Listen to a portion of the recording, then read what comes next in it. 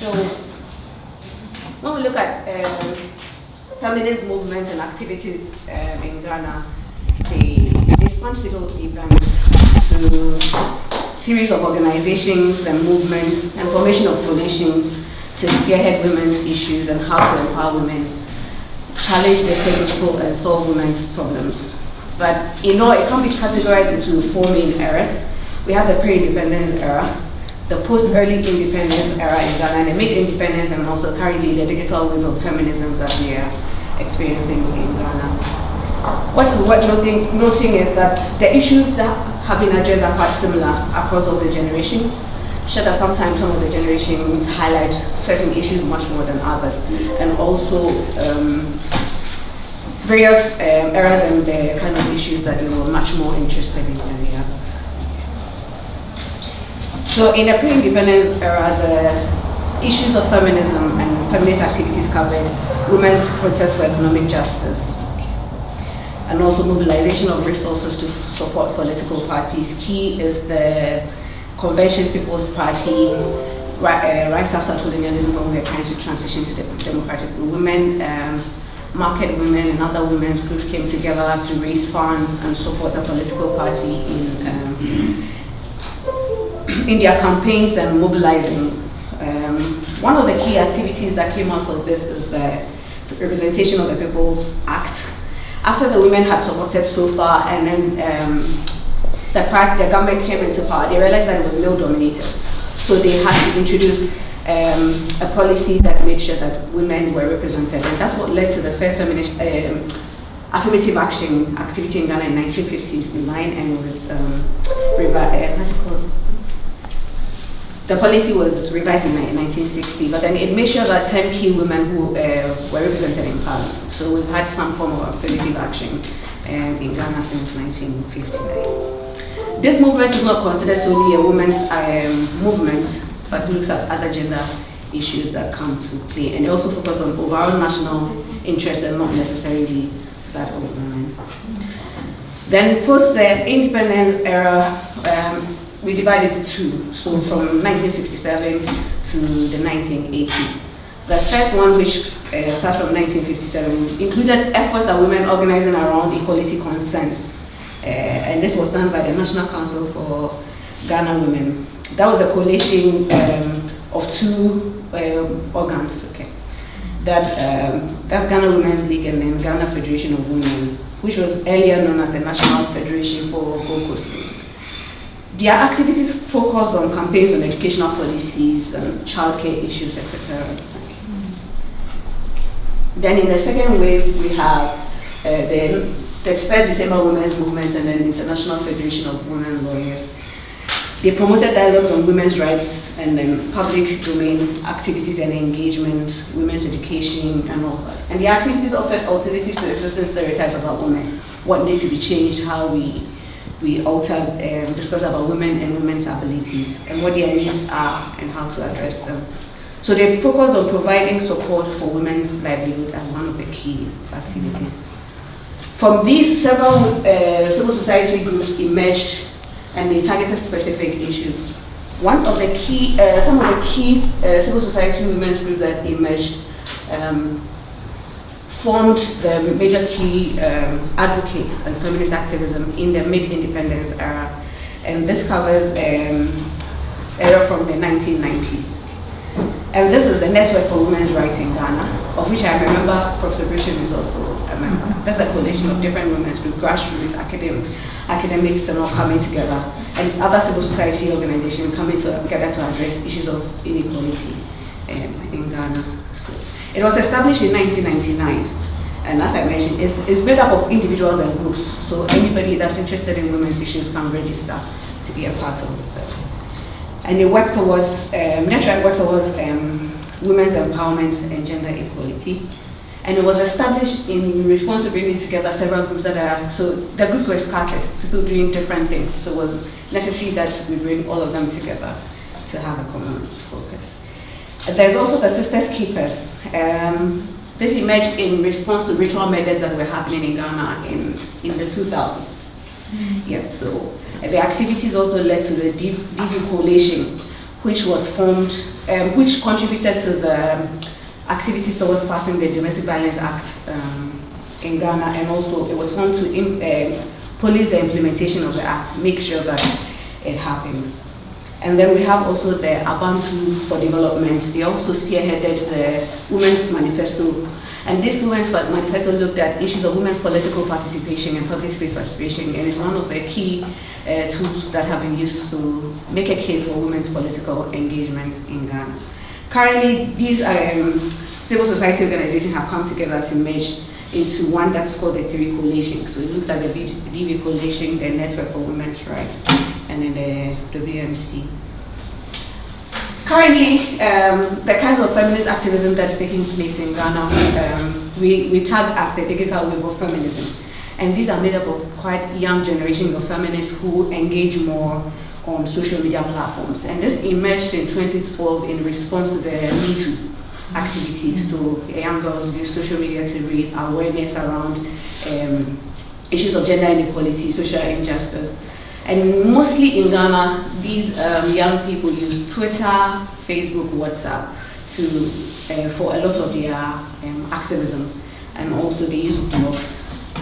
And their activities are also not focused on just feminists, they bring on other social justice issues and bring on board men as well. So we address issues of masculinities. So some of the key feminist groups that we currently have in this wave have been the Hijab as an Identity. This is a group of feminists that are raising consciousness around how women can own their bodies and their identity even if they are in hijab, and so you don't deny somebody their right to participate in public space activity because they wear hijab. I have to be able to wear hijab to school when I want to the workplace and all that. Some of the gains they have made, in March, there was this girl that was doing a national service. National service is what? A volunteer activity that we undertake in Ghana post-graduation. And because she was in hijab, there was a bank that said they will not let her work unless she takes it off. So there was a lot of social media activities, and there was backlash, and the bank had to withdraw and then take her back. So they made quite a number of gains. And we also have something called Pepper Dems Ministries. This is one of the groups that, feminist groups that have. Their idea is to reverse the scripts so that we raise consciousness on the other end. If it was a man, what would the man experience be? What's a man? That's a way of getting people to understand the patriarchal relations that are happening. And because they use the social media spaces, they seem to have more audience than grassroots organizing, because they are always out there and then you get to see them. So what some of the impacts that we have gained in Ghana as a result of these feminist organizing and movement so far is the recognition of women's rights. Based on all these activities right now, there's much more awareness about women's rights and on how to engage them. So, for example, the right for women to participate in political decision-making, leadership, education, and even ownership of property. Until recently, women could not open bank accounts without the permission of their spouses or get a passport without the permission of the spouse. But with these awareness, women can walk into banks and open accounts and all. When you say until recent, how recent? Oh yeah, that's this documentary. I've forgotten the year. Like the 90s, yes. 80s and 90s. So there's also visibility for women's employment challenges. What are some of the challenges women face in the workplace? So our Labour Act, for example, now recognizes some of these challenges. So there are provisions to ensure that discrimination and sexual harassment issues are addressed in the workplace, and there's protection for women in this regard. So anti-sexual harassment policies, family-friendly workplace policies are some of the issues based on the activism that has come. And there's also greater attention to gender-based violence issues. So that's how come we have the Domestic Violence Act now, and we have the Domestic Violence Courts, we have the Domestic Violence and Victim Support Unit that is set up solely to address issues of domestic violence. And then there are some few shelters, and there are discourses around increasing the number of shelters to offer protection for women in Ghana. And then we also have the National Women's Machinery. So we have had 3 phases of this machinery in 1970. 5, which looks at the National Council for Women in Development. That was the first national machinery that was introduced to advise government on women-related issues. In 2001, the name was changed to Ministry of Women and Children. And the mandate was to coordinate and monitor gender and child-responsive policies and programs in the country. Then in 2013, it metamorphosed into the Ministry of Gender, Children and Social Protection, and they are responsible for policy formulation, coordination and monitoring and evaluation of gender and children-related issues in Ghana. We have had also other organs based on feminist activism and awareness raising. Now we have various universities in Ghana having gender centers to ensure that the universities adhere to protection of women's rights and also ensuring gender equality in the workplace. So for example, in the University of Cape Coast, we have the Center for Gender Research and Advocacy, where we have a mandate of ensuring that policies that are in the university are gendered, that our programs are also gendered, and research into gender-related issues. And some other organizations have also created women's wings, or in attempt to ensure that there is equality. There are also some legal policy reforms that have, so we have the constitution in Ghana that have provisions that protect gender rights. Then we have legislations that criminalize certain practices that affect women, like the female genital mutilations and widowhood rights. First in Ghana, if somebody died, the woman goes through certain rights to ensure that, to mourn her husband and also to ensure that to serve as, is a practice to, whether you do not kill your husband or not, those are some of the ways. And these are discriminatory practices. Some of them have to go to the extent of drinking the water that they bathe their dead body with, all those these are negative cultural practices. We also have the Domestic Violence Act that I mentioned, and then the Interstate Succession Law that offers protection for widows. If your partner died and there is no will, you activate the Interstate Succession Law, then when they are sharing the properties, women can also have some, and will not be left empty.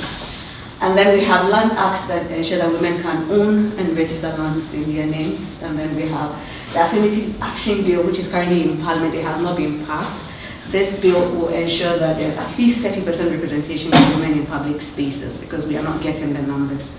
And then also we have the Labour Act, which I mentioned, that there are provisions to protect women's economic participation and also to ensure family-friendly work benefits in the workplace. Okay. Thank you.